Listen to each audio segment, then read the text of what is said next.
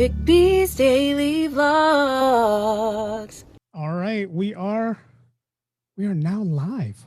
We're live on Facebook. We are live on Facebook Live. We got a couple people who are asking for links. So give me 1 second while I'm going to get these links shared to people. Not even sure how to share it to anyone, but we are live on Facebook. We have guest chef Eric P, Eric Pascal, good friend, good buddy who does a lot of Eats by E. If you guys haven't done any pop-ups in the past, if you guys haven't gone to any pop-up dinners, he's one of the guys that we definitely did pop-ups with. We went to a couple of his stuff. Him and my boy Lanai had some stuff they did together. Trying to figure out how to share this. Like, there's no link. Where's the link, guys? You guys show me where the link is. Need to know who's watching and who's not watching. But we are live on Facebook Live. Today we're going to talk about Today we're going to talk about the foods that we like to eat. Forgot to hit record. The foods that we like to eat, and bringing on a good friend by the name of Chef Eric P, Chef Eric Pascal, who's done a few pop-up dinners that we went to, Filipino fusion type food. I'll let him explain when he gets on and what type of stuff we'll talk about that, and also talking about the pandemic and how he was a big influence to the healthcare workers and what he did for the healthcare workers during the pandemic. So we're going to talk about that as well. And that's pretty much what we're going to talk about. We're going to let Eric on in a minute. But as you know, my cousin Deo would always appreciate. He would always appreciate when I say this. Let's get this started.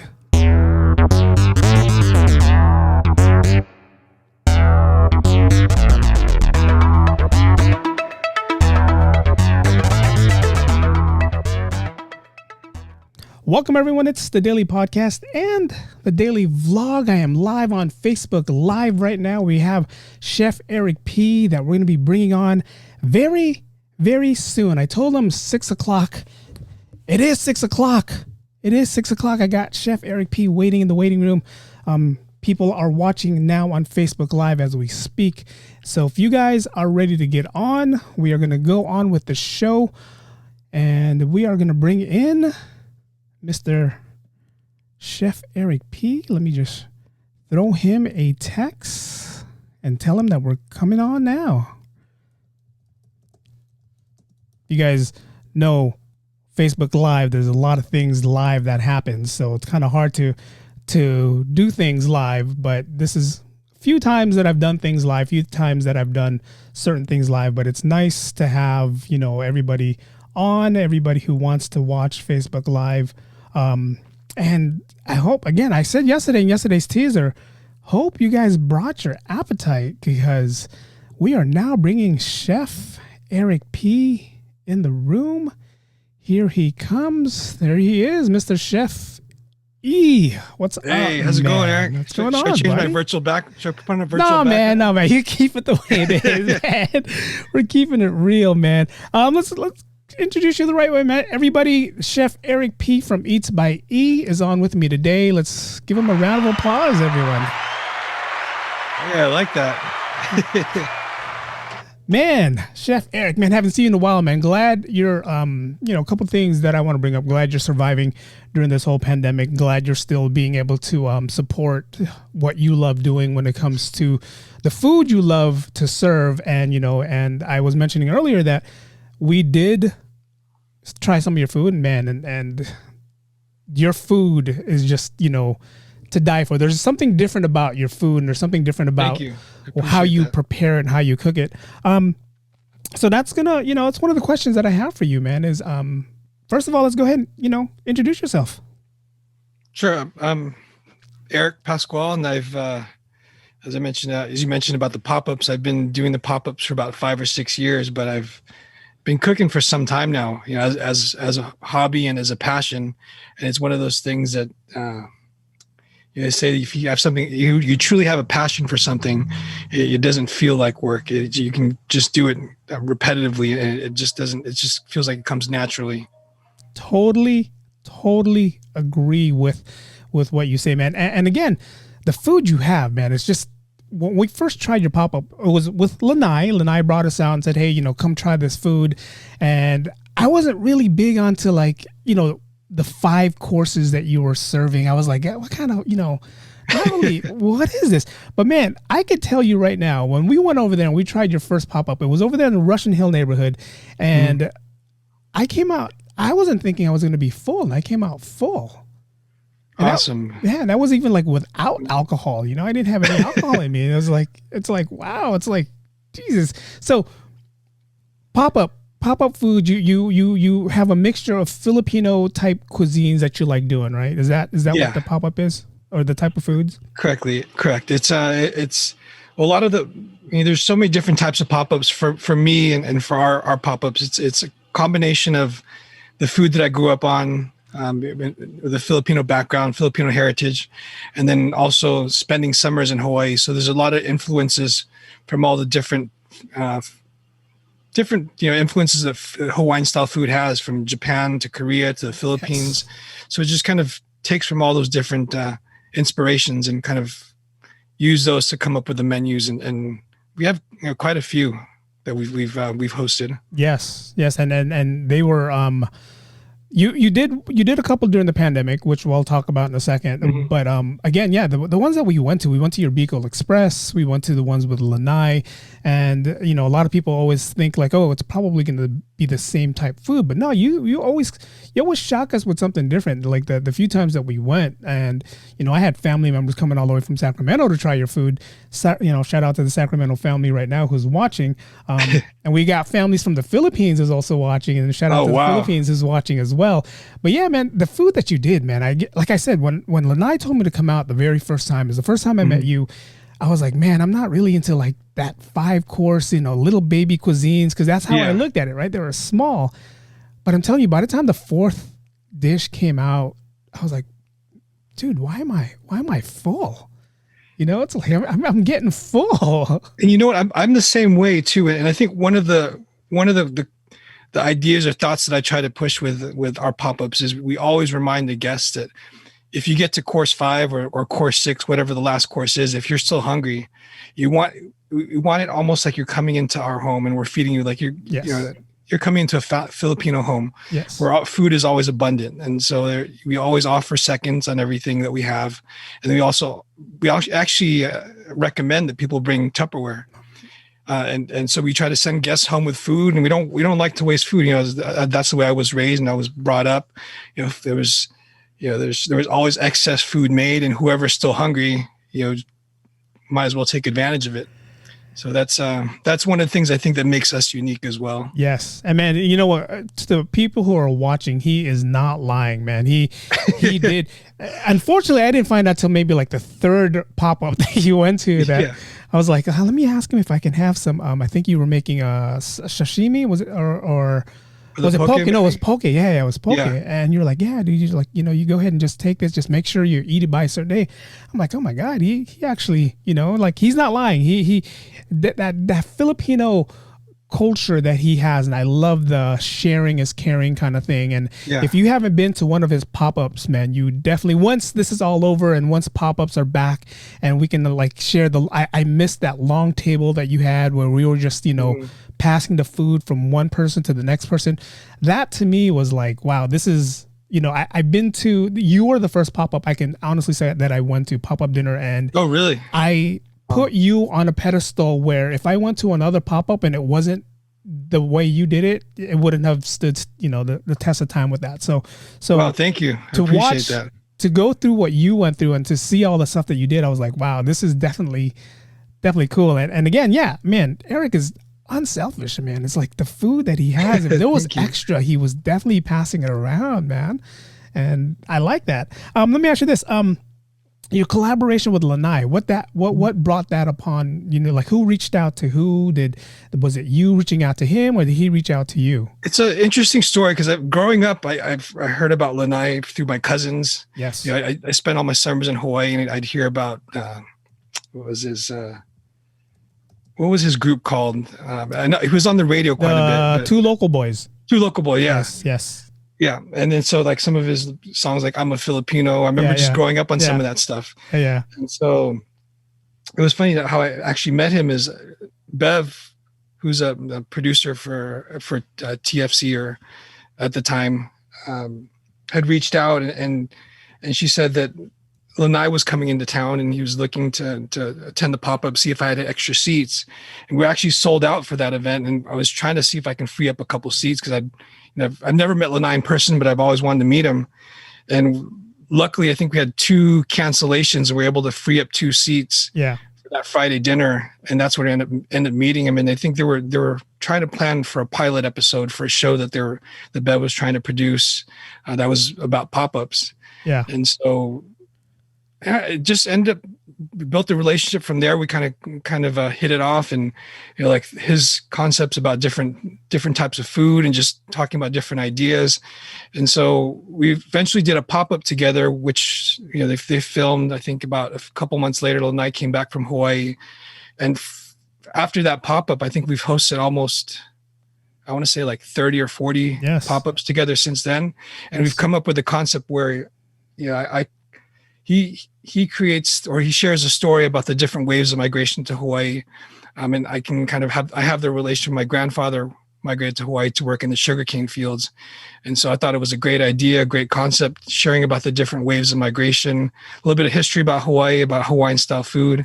And then I implement or share my experiences through the dishes that I've tried from the different countries that influenced Hawaiian style food. And it's just been a great concept, and people, we've gotten quite a bit of positive feedback from a lot of people, and it's been great. No, it's definitely when we first went out to that one, the Russian Hill one that I told you about, we didn't know what to expect. We're expecting, okay, we're gonna eat, we're gonna try this, different types of food that you're cooking, and then Lanai told the story behind, the sugar cane and how the word cow came together. And I was like, wow, not only am I eating good food, but I'm also getting a history lesson on how things happen in Hawaii. And you were also talking about histories of how you came up with a certain dish and how your grandparents was a big influence when it came to certain things, and how you decided to put a little twist on certain things with your dish. So that, I meant, again, it was cool to see and hear all that when we were hanging out with you. And just a cool thing, man. It's like, whenever you're out with Lanai, and Lanai brought you out to Hawaii too, right? You did a couple pop-ups out there, right? We did a couple pop-ups in Hawaii. Then we did a trip to Japan where we filmed a documentary on, what was it called? Yokochos, which are the little like alleyways of drinking, like these different restaurants and like small little places that they have there. So I went out for that one as well. And I've just been able to experience so many different like great food experiences through them, through Lanai and through Bev. Nice. And it's cool. Shout out to Beverly also for getting you on board, and shout out to Lanai. I know he's gonna try to jump on the show. He's not going to jump on our show, but he's going to jump on the show and comment soon. But yeah, man, it's just everything that you've done is big positive thing that you've done. And one thing I want to commend you on, man, a big shout out to you. Like during the whole pandemic, you decided, what can I do to be productive? They closed the doors. We couldn't come out and eat. We couldn't do any of that. And I work down the street from where you sent out one of the foods, or one of the lunches. Yeah. So when I saw you on Instagram, and if you guys want to follow him, it's eats_by_e on Instagram. If you guys want to follow him on there, I saw that you were there, at the other building. I don't want to say where it is, but, I was like, wow, man, Eric is actually, doing his thing and sending it out to the frontliners. And that, to me, I was like, wow, you did something different that I was like grateful for what you've done. And I was like trying to go over there, trying to see if I can get a plate, but it was going to a different clinic, and those guys deserved it because they were handling the COVID. Man, they were handling this COVID like 100%, and Wow. from what they were doing, and big shout out to you for doing that. Big shout out Thank to you. your crew Appreciate for that. getting that done, and taking care of the healthcare workers that we were there 24/7. There was no shelter in place for us. We were there 24/7, but man, that was really, again, Wow. honorable of you. When Guy Fieri did the whole like, who do you want to shout out, or do you have a famous chef you want to shout out to? Man, I seriously, I sent him a message. I threw your name on there. Oh, said, wow. this Thank guy, you. this guy deserves. Appreciate it. This guy deserves to be on, the Guy Fieri show, just to, because of what you did. It's like this whole pandemic is like taking a toll on all of us, right? So it's like, Yeah. how did this affect you? Unbelievable. How did this affect you and your food? It's it's funny, is it, well, not funny, but it's crazy to just think back. It was, I think, our last pop-up before everything got shut down. It was the end of February, and we were hosting on a Friday, and we just got the notice that I think as of Monday things were going to be shutting down. And so we had already had a pop-up plan. We said, we'll just, we'll just host it. Yeah. And I think we had 25 seats booked. It was in Emeryville. And I think only half the people showed up. We're like down to like 12 people. The rest canceled. We had a live musician there too. And it was one of the actually most memorable events because the crowd was amazing. Everyone was super thankful that, they could make it out. And I think some of my friends that hardly ever go out, like since the pandemic, were there as well. Nice. And so it's like maybe about 2 or 3 of them, and I haven't seen them in person since. But yeah, once Monday hit, we had events planned out of town in Portland. We had the Philippine consulate in Hawaii. We were supposed to do a 2-day event for. Nice. We had Seattle planned, all within like 5 to 6 weeks from that event. Everything got canceled. Yeah. And any future plans for pop-ups, those are all canceled. So we were faced with like a situation where we kind of had to shift the business, and we were sharing the kitchen at the time with 3 other businesses, and we all collectively decided to do food delivery, which it was ideal at the time because there was no traffic, and we can get, literally from Emeryville to San Jose, like anytime during the day within to like 30 minutes. There was no traffic on the road, but that's tough. I mean, to be able to shift to that, and we were in the middle of doing a move from the kitchen to a bigger kitchen, which involved, higher rent, higher utilities. And that didn't work out so well. But we made it out of it. We did the food delivery business. I want to say we tried 4 or 5 different food businesses during this pandemic. The food delivery, we did virtual events for corporate virtual events. We did outdoor pop-ups. We did pickups. We were able to do a couple traditional pop-ups that we did outdoors. Shout out to Dinah's poolside restaurant and hotel in Palo Alto, who've graciously opened their restaurant, their hotel to us. We owe them so much. It's one venue that we've been able to use during the pandemic. But it's crazy. The food delivery business, we were doing that 6-7 days a week, and we put in a couple 20-hour days. Yeah. It's tough, but I mean, I can only imagine like some of the businesses that have to do that day in, day out. Oh. Yeah. Well, the good news is, as of today, San Francisco just went back to the red tier. So, some kind of indoor dining is supposed to be starting to happen. Yeah. The mayor announced it today. So depending on where, I guess the next pop-up will be, 25% capacity indoor dining. Maybe, we can get Eric back out there and get him back doing his thing. That's kind of. Love to. Yeah, man. There's a couple things I want to ask, man. There's a couple food that you do. And if you guys, again, check his Instagram page out, eats_by_e. Man, this adobo that is it bibingka adobo that I'm looking at right now? Mm-hmm.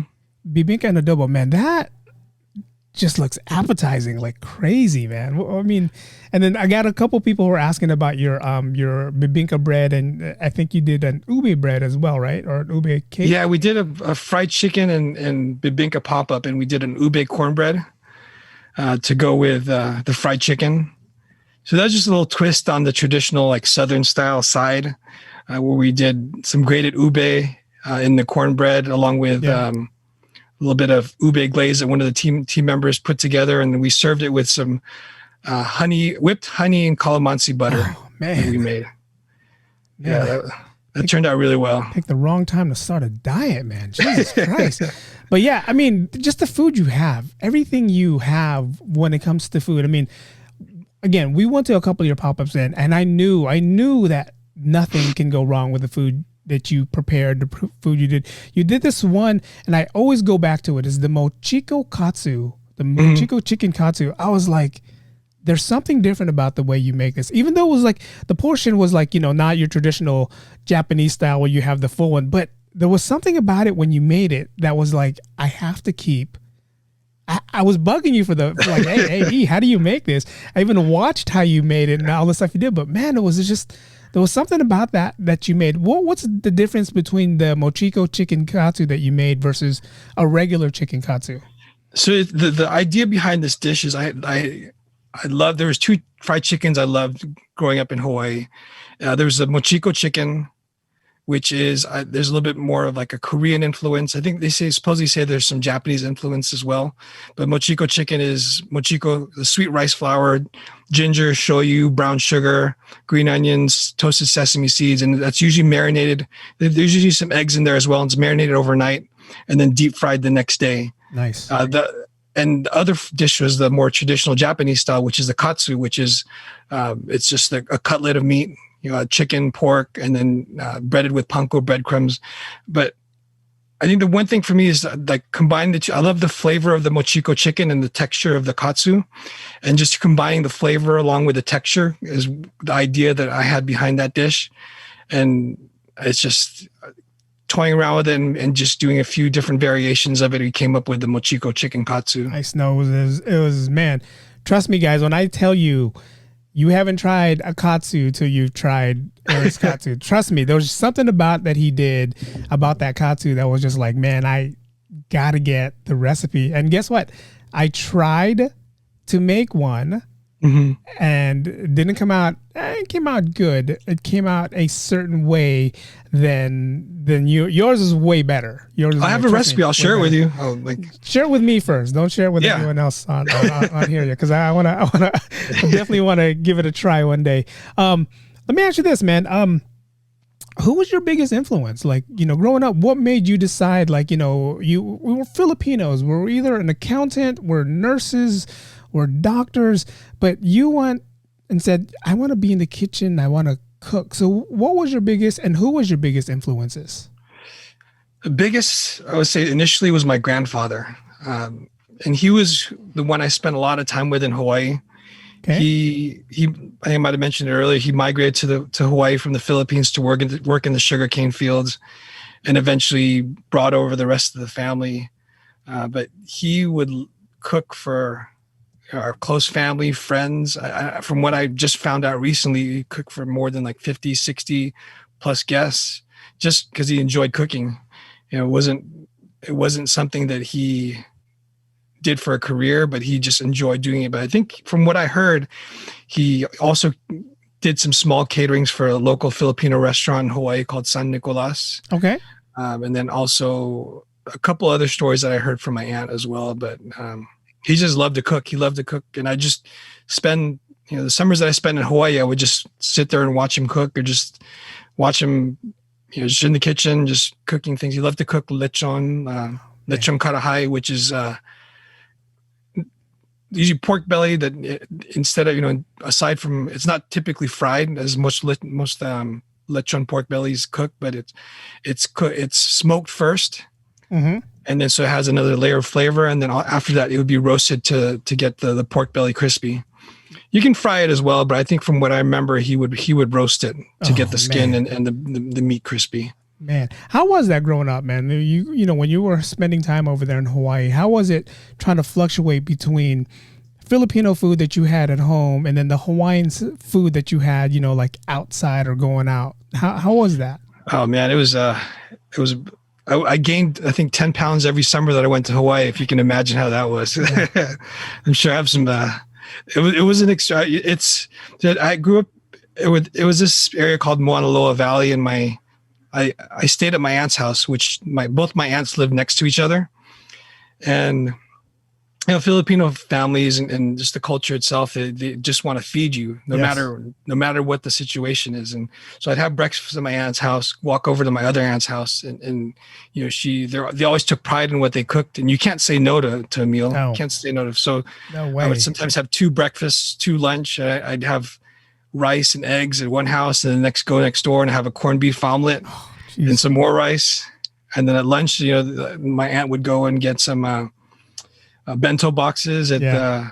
Marukai or Shirokiya, and I'd have that for lunch. And it was just an ongoing thing. But I love food, and God. I rarely would say no. Oh God. I've been saying no for the past 3 weeks. 'Cause again, you know, trying to get healthy is pretty much what I'm trying to say. But man, I can't imagine that. I mean, it's just like, again, you know, like we go to Hawaii, we spend weeks at a time there, and you know, within the weeks that you're there, you're eating. That's all you're doing, man. Just 3 months out of a year, and you're there, and that's all you do every day. And you know, once you eat in that hot weather during the summertime, you just, you know, you do two things: you either eat or you take a nap. Yeah, exactly. Um, there's just, and then all these restaurants that I have there too. I just have like so many fond memories, and remember the dishes like pretty vividly. Like Nice. there's this place by the Honolulu airport where I'd get my local mochas from. It's probably the grungiest, like most hole in the wall place, but it was Byron's Drive-In right off the Honolulu International Airport. And it's actually McDonald's now. Oh man. They tore it down like I think close to 10 years ago, but it was my go-to place. Those grungiest ones, those hole in the walls are usually the best places to go eat, right? Yeah. I mean, it's like everyone tells me, you know, like, and shout out to the people who mentioned this to me before. It's like, hey, whenever you go to Hawaii, go to what was that not East Street or whatever that Chinese restaurant that's over there by the zoo. I forget the name of that one. They always tell me to go to that restaurant and go try, you know, try the food there. And I'm like, well, you know what? If that's where everyone's going, that's where I don't want to go. You know, Yeah. I want to go someplace where there's a couple people. You know, we went to a last time we were there, we went to a diner. I forget the name of that. It's called Kayla's or Kyla's. Sorry if I am mispronouncing it, but it wasn't that far from the hotel, and we went there, and it was just your typical, you know, diner that they serve different things. And to me, I was just like, this is better than going to where everybody wants to go. Because yeah, you know, you got your rainbow, yeah, you have, you know, your Elena's, you definitely have to try once, but it's the hole in the walls that always gets me. It's the hole in the walls that's always like, this is the one that I want to try because I don't see a lot of people here. And yeah, it's, you know, that's definitely something cool to experience, man. Lanai's got all the great spots to go to. Oh yeah, too, yeah. for- Lanai, when we went out there and we saw Lanai, it's like he showed us that I don't know if he took you to the Japanese, that little market that they have over by in Waikiki, where you got to go downstairs. Oh yeah, the Yokocho. The Yokocho, yeah. And like everywhere you look, it's like Lanai's picture everywhere there. It's like you just go there. Yeah, we went and tried the okonomiyaki over there that one time, and I was like, wow, we got to try this again, you know, next time. Yeah. But yeah, man, there's a lot of cool things that Hawaii has to offer. Do you ever plan on doing anything, you know, there other than the pop-ups? Like if you ever had to move or retire, would you move out there and just open something up over there? I would consider it. I'm just worried about getting island fever. Yeah. You know, like, and a lot of my cousins and relatives that grew up there, a lot of them, you know, they moved to Las Vegas, Virginia, like in the Bay Area, San Jose. So there's quite a few of them that have moved out. Some have stayed, but that's, I think, one of, if I did live there, I would want to spend or have a place that I can spend some time away from there, just so I don't get sick of the place. Yeah. But it's amazing there. Shout out to Keith Okada. He just told me the name of the place. Side Street Inn is the name of the restaurant that everybody goes to. Yeah. Out there. Thanks, Keith, for getting my back on that one. But yeah, island fever is real, man. It's like, you talk to some of the people. If you were born and raised in Hawaii, then you can handle it's an island, this is where it is. But if you grew up in the Bay Area, and you grew up in the Bay Area, right, Eric? Yeah, I did. 2 hours any direction. We're in either outside of California, on the outskirts of California, or in a different county, versus 2 hours around the island. You're back exactly where you started from, right? Exactly. So it's kind of hard to say I want to live. And I tell a lot of people this. It's like, hey, Hawaii's a cool place to visit.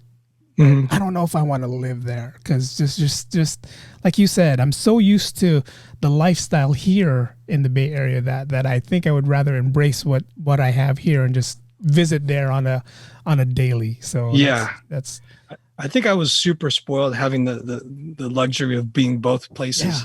Yeah. Like the Bay Area and Hawaii, like there for 3 months and here for 9 months. It was, I was definitely a spoiled kid. Yeah, I mean, I would say lucky. I would say you're lucky because, some of people didn't even get to visit Hawaii till like later on in life. And here you are being able to live their culture, live like how they eat, everything that you've done there is like so different than how we are here. Like, again, some of us hasn't even visited Hawaii. Some people's never been to Hawaii. Yeah. Some people don't know, like when we think Hawaiian food, we're thinking like L&L and, Ono's, kind of thing. We're not thinking of like the real Hawaiian food and how this thing. So this brings up to my next thing. It's like when you did the pop-ups, when you were doing your pop-ups, you were, mixing in the Filipino and the Hawaiian fusion, or is it even called Hawaiian fusion or just the Hawaiian style food? Basically Hawaiian style food. Hawaiian style food. What's your favorite dish between both? What's your favorite food? Just the pop-ups that you make. So I think and I think I get this from my grandfather, like the Filipino stuff I like doing is like the, I want to say like cooking pork belly, slow cooking meats. Yeah. I think that's one of the things my grandfather that was his specialty. And I think somehow that was passed along to me. And it's, cooking pork belly, cooking short ribs, something that, that needs to sit and cook for a long time. Yeah. There's this one dish pork belly dish that we do. It's like sort of like I want to say kind of a lechon style pork belly, but it's a roasted pork belly that it usually takes us about a day and a half to prepare.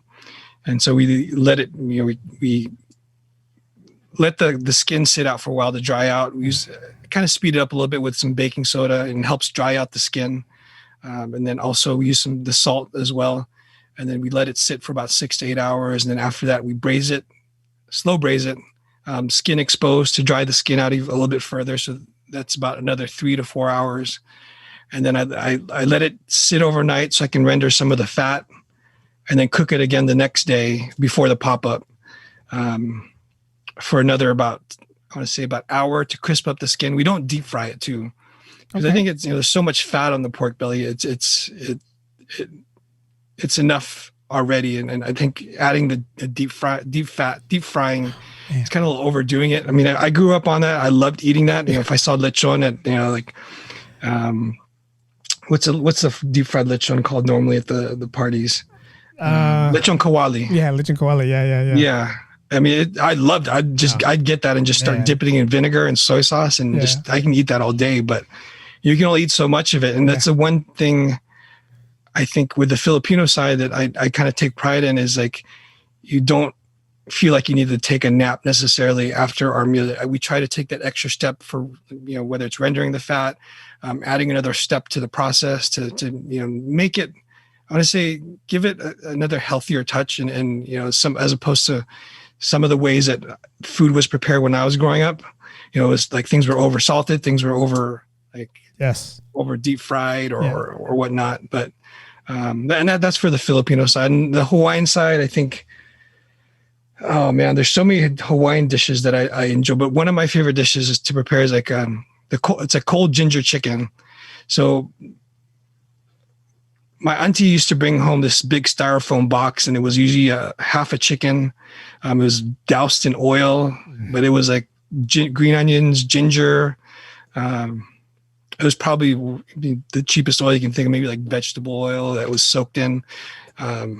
But that was probably one of the most flavorful dishes, and one of the dishes I look forward to growing up. And it's funny because you see it at Chinese restaurants there. It's common, but you don't see it here. Yeah. It's not a common dish in the mainland or in California. Yeah, no, man. So that's one of the dishes that we've recreated, and we do a slow cooked or sous vide chicken breast. So it's cooked till it's tender, and then we make the sauce from avocado oil.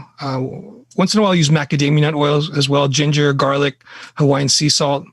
Just blend those together till it makes sort of like a greenish looking sauce, and we serve that with a cold ginger chicken and just some rice. Usually garlic rice to a little Filipino touch to it. God, I'm hungry, man. Everything you just mentioned, and it clicked in my head because when you mentioned avocado oil, you did this one dish where it was cold noodles, and you sprinkled it with avocado oil, and you added another, I forgot what it was, but it was just, I was like, Eric, what's this flavor, man? There's something here that I need to know what it was. And you said it was avocado oil, and I'm like, it was similar to that. So that probably had the ginger in there as well as the pureed green onions, the Hawaiian salt. So we used Alaya salt for the last one. So the sort of the red volcanic salt. Nice, man. Yeah, man.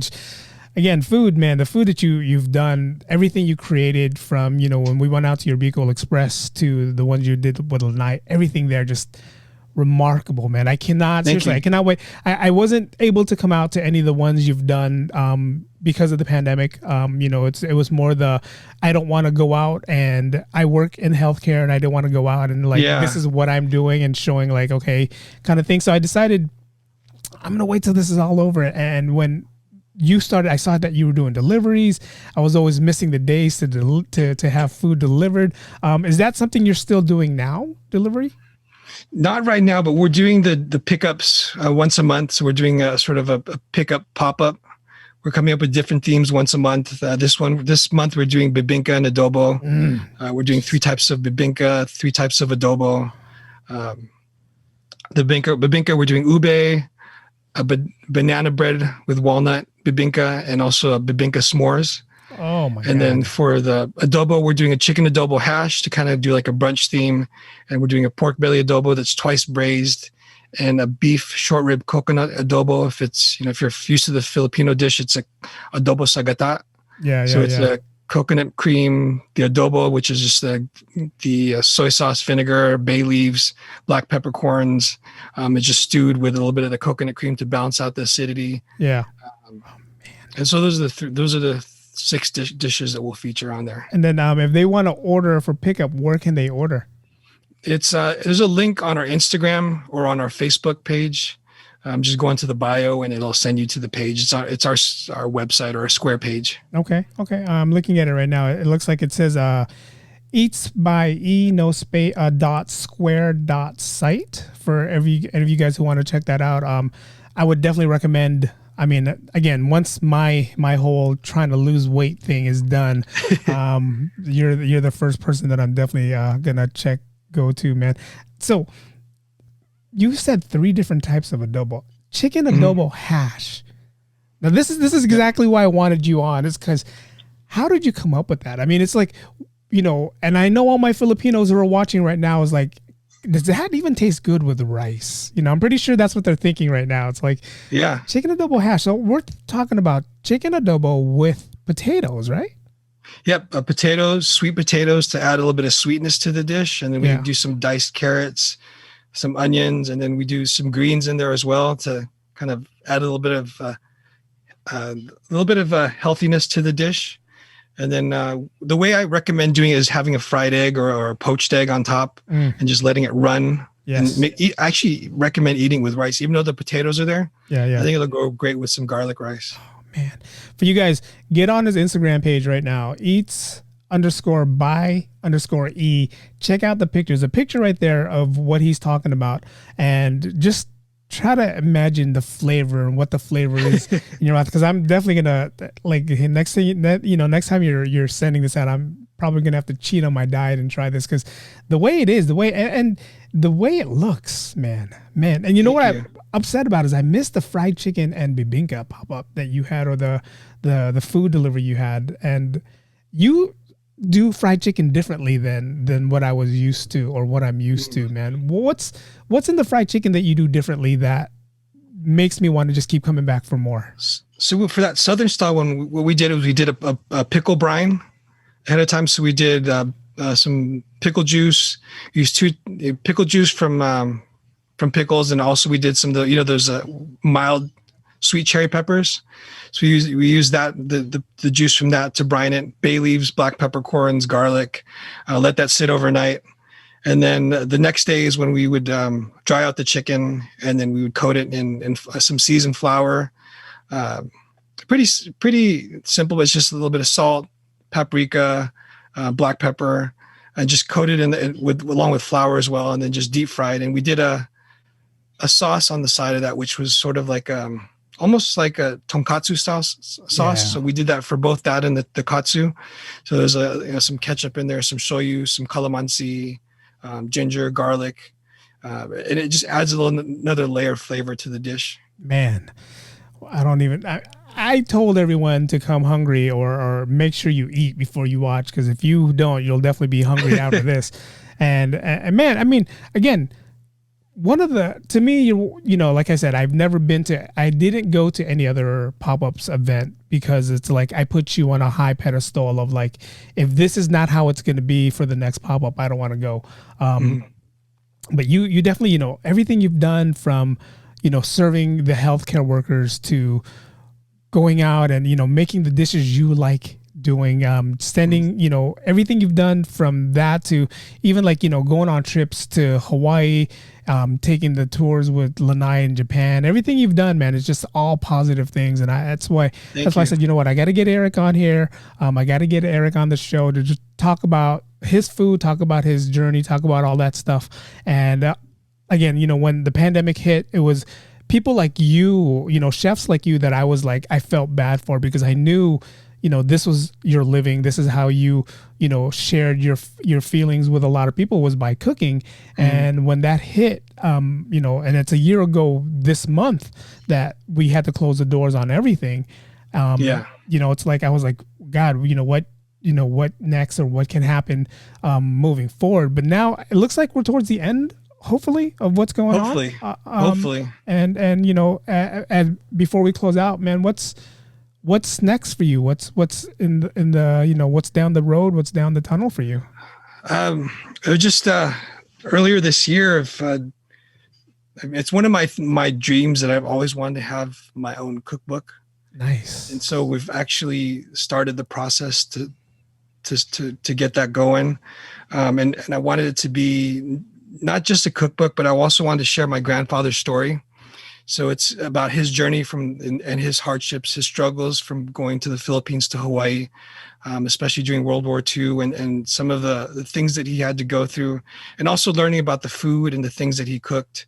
So it's almost like visiting, and my grandfather's passed, so it's almost like going back in time and meeting the younger grandfather, and learning about some of the dishes that he used to cook, and also on the other side of it is recreating some of those dishes and coming up with the recipes for the dishes that he enjoyed cooking. So it's almost like joining him in the kitchen again, like I did when I was younger, and just talking about his story. About like I know he worked in some really some crazy times, where especially during the sugarcane fields, where the immigrant workers that they brought in, they were making like close to nothing. And we've actually already started the research on that. And amazing, I found this document at BYU.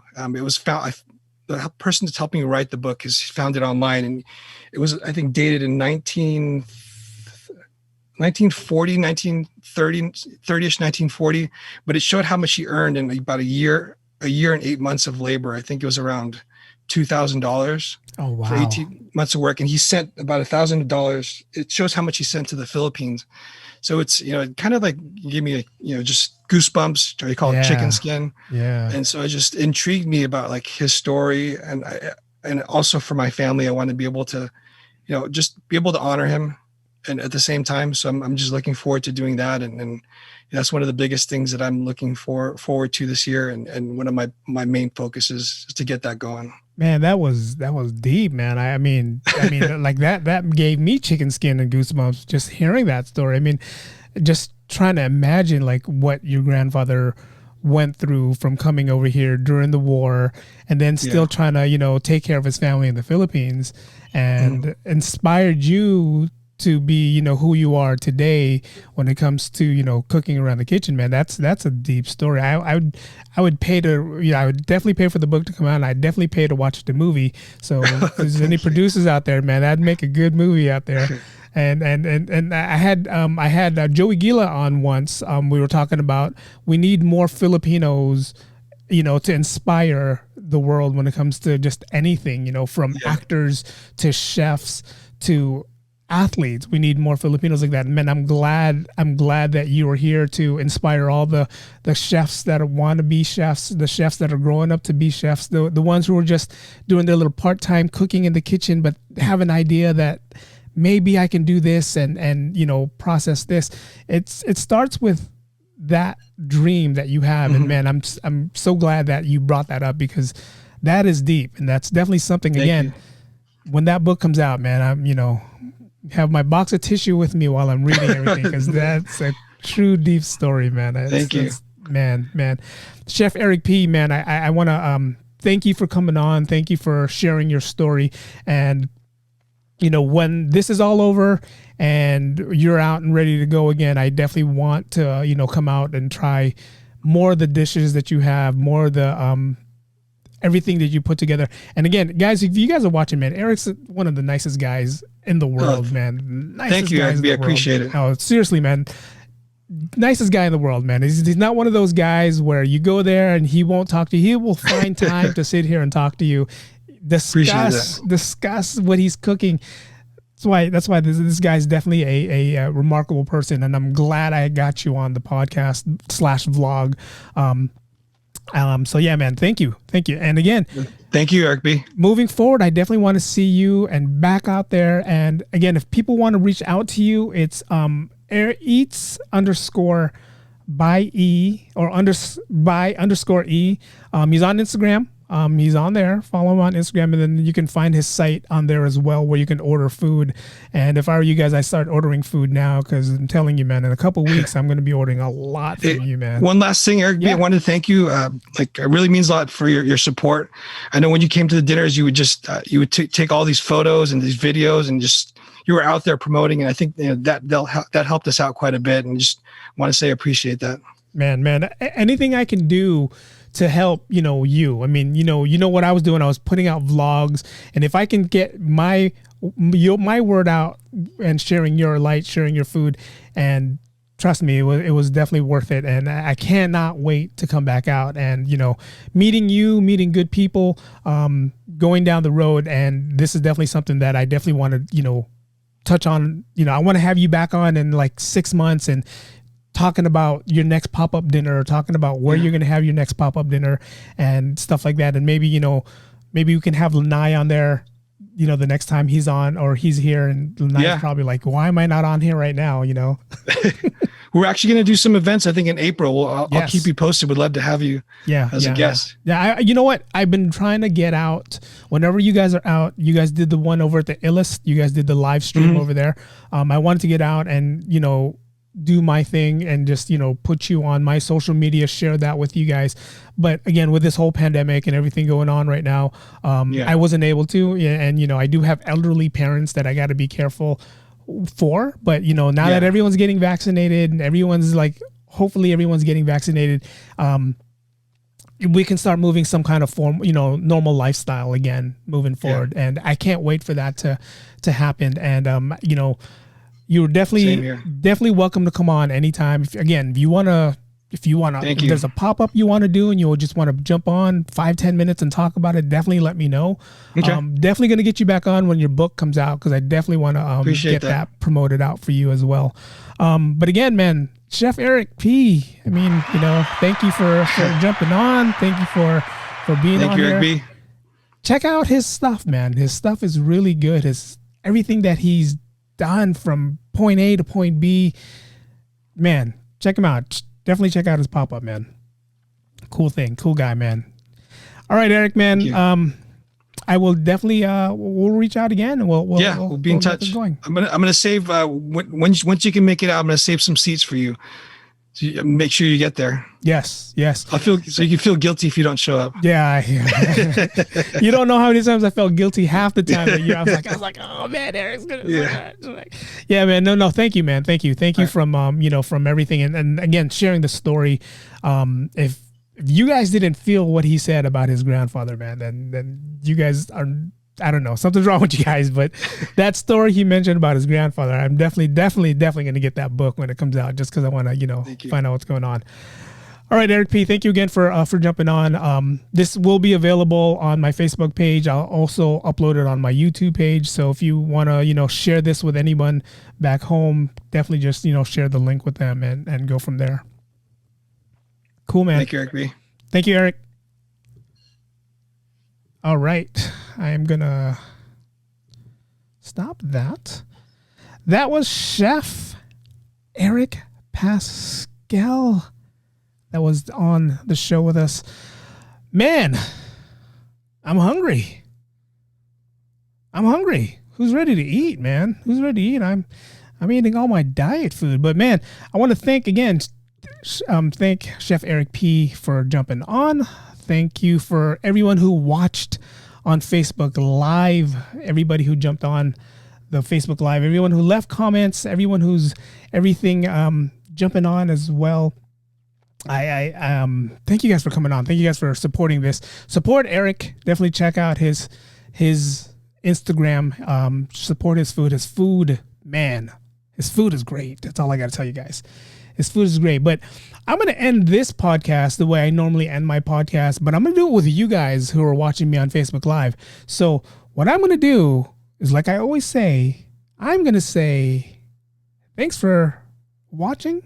Thanks for listening. The podcast has ended, guys. And the vlog. Go in peace. And we're going to play the music.